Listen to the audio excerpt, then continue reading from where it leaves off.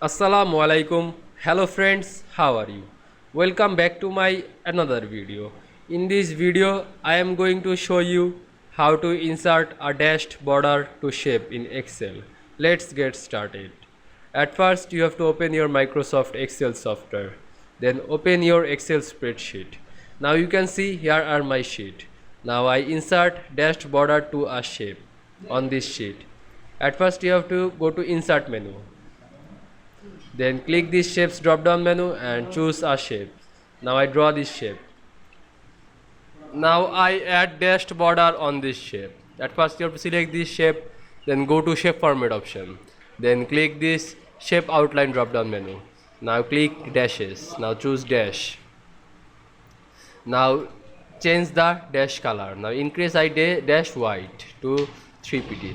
Now you can see I insert dashed border to shape in Excel very easily.